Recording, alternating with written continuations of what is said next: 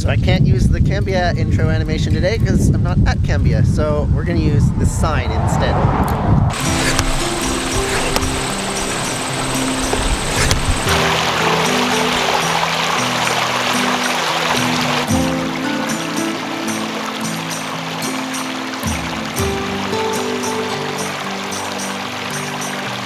Rachel, will you give me a tour of the CSA stand? These are the zinnias, these are the melons, cherry tomatoes, the tomatillos. These are the peppers too. These are the potatoes too. That's so much basil. These are the herbs. This is the garlic. These are the leeks. These are the ground cherries. That's the scale. There are the vegetables. Can you pick out a couple of nice ones for me of these? Sure. And then I'd like to take, which is going to be the most flavorful tomatoes? $3 a pound. A pound, okay, so let me pick one out. I'll take these 3. Okay. All right, and then I'll take 2 of these melons. That's good. You took candid shots, so you get me. He's a good filmmaker, he knows. Yeah. Let me take these 2. Okay. Don't worry, if it's not perfect, it's okay. Well, how much do I owe you for that now? This is $16.50. $16.50. Oh, the year of my birth. What a coincidence. You got change? I can get change inside. Okay, how much, what was that, $16.50? Yeah. Okay, all right, I'll wait for the change. Just give me $3 back, that's all. Okay. What'd you get there? Did you I was just filming Rachel coming to give me a change. Oh. All right. Okay, there's proof that the farm is profitable. We need places like this. We need a diversity of farms with a diversity of crops. There are other farms that are bigger and more efficient. There are farms with higher yields, but that's not the right metric to measure this farm by. East Brook is to be measured not by pounds of produce produced, but by the number of lives it enables to be lived well.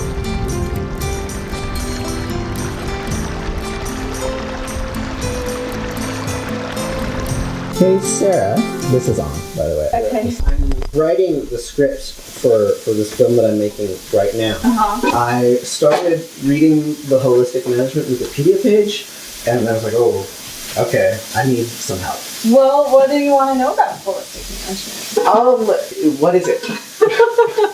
Well, it used to be called a decision-making framework. We call it management planning.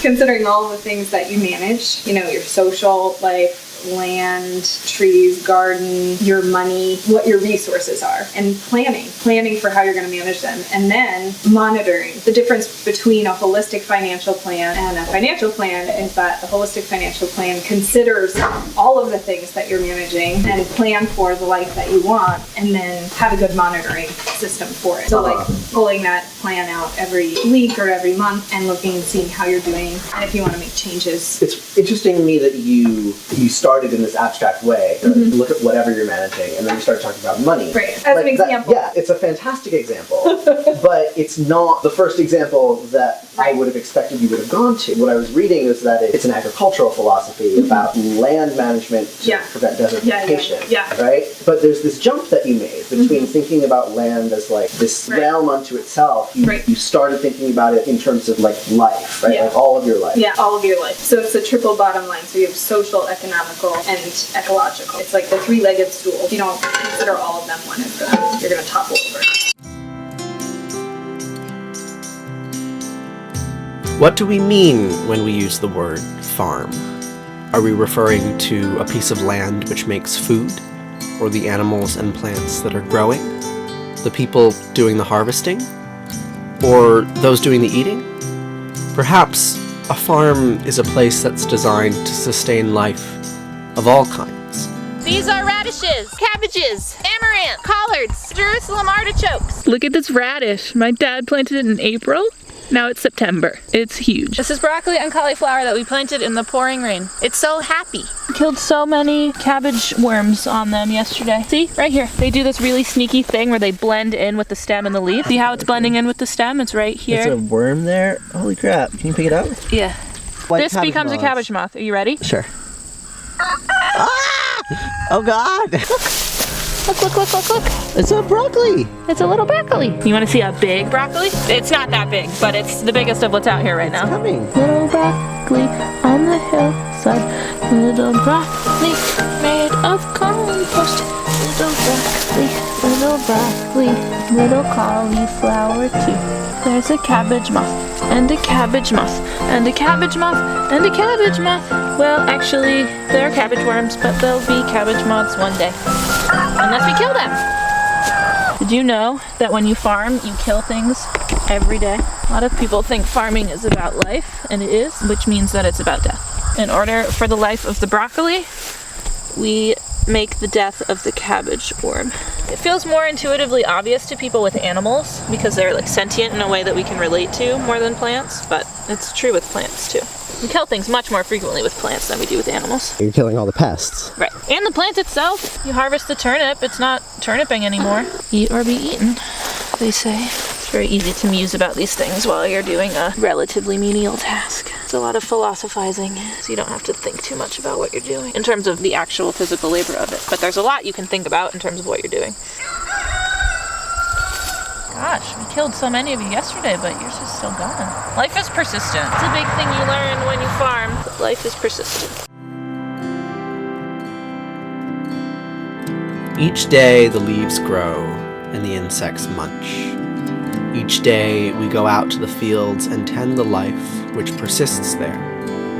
The work is strenuous and repetitive, but within each task there's a hint of a larger pattern. Picking pests off plants isn't just about this year's harvest, it's about understanding our relationship with the rest of the natural world. Nature functions in wholes. So people hear holistic management and they might think grazing, but it's this whole system of like, I mean, you can use it just in your family. Like, how does my family make decisions? You know, how are we going to do this? Mm-hmm. How are we going to define what we manage? And that's what you want to do here, right? Yeah. We've started actually using the process where people that live here have gone through their own kind of worksheets of defining what they manage personally and what their values are. And then we create something called a holistic goal. Wait, can you show me this? Yeah. So values. Yeah. Right now, everyone who lives here has been doing their own process with this. And this was the first step we had for our community process, which was just doing a brainstorm. I love brainstorms because it's like anything goes. You could yell out the word cake, and then the whole point of it is after you look at your list and you're like, why did I say cake? Oh, well, I value treats. Well, why do I value treats? Oh, it's comfort. Is it really comfort? Is that what I'm getting at? You know, so well, it's like I was looking here and like, you know, there's all of these things like, you know, collaboration and integrity and like, you know, abstract things. And then over here, what is it? Water? Yeah. Like, so, like water's valuable. Yeah. I value it. Yeah, exactly. It's the thing, ask yourself why 5 times. So it'd be like, why did we say water? Who said water? Then you kind of go over your brainstorm and it's like, health, healthy living, healthy ecosystem, you know, and you kind of get into like, what is it really that I value when I say water? Yeah, I love holistic management. It's an awesome process. Cool. Yeah. Thanks. Yeah. Thanks for asking. The trick is to train yourself how to think about the farm, not just in terms of inputs and outputs, but to think in terms of all the ways that all the creatures affect each other. It takes practice to remind yourself that you're interacting with a system, not discrete objects. A system which affects you far more than you can affect it. These are Brussels sprouts, broccoli, celeriac, kale, butternut squash, big fat butternut, corn, lamb's quarters, birdhouse gourds. You can make birdhouses out of them. That's a telos. Do you want to see a good example of not all weeds are your friend? Check out these cabbages right here, and then check out the cabbages that are in the path of this weed. They were planted on the same day. They're the same kinds of cabbage, but look at how tiny this cabbage is. Whoa. And look at how big the one next to it is. Because of this, we don't know what it is, but clearly it's taking away nutrients that the cabbage wants because of how tiny they are. These were all planted the same day. Those back there too? Yep. Sometimes we like to keep certain things that are considered weeds because they provide nutrients and mulch and stuff for the plants, but this is not one that we want to keep in the future. That's so cool. But if you look over there at that charred bed with all that clover in it, we weeded it, but we left the clover because the clover actively supplies nitrogen to the plants that are planted around it, and chard likes that. And it's serving as a living mulch to prevent the soil from going through cycles of drying out and getting wet and being too exposed to the sun. So it's keeping the biology of the soil much more alive, but not this thing. This farm isn't just a farm. It's a way of living. A way of ensuring that the labors of your life sustain the lives of others. Okay, so we have received a last-minute mission.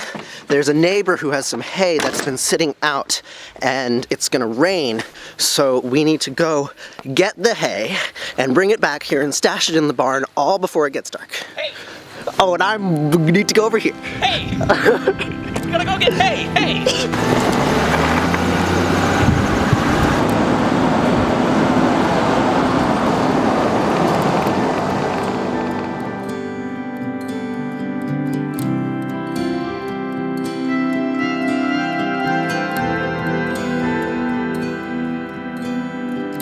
We are. Yeah, that's the person doing a thing. All right, now turn it hard the other way, so you're out of the road. Now there's a method to stacking hay. What is the method? It's not that much different. You have to remember the sides and the way you stack.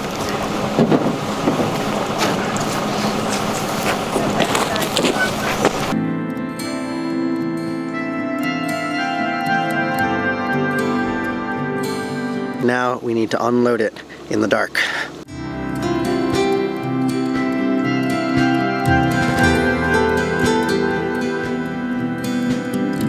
"26 bales of hay. It is far too dark to film anything else, so this video is over."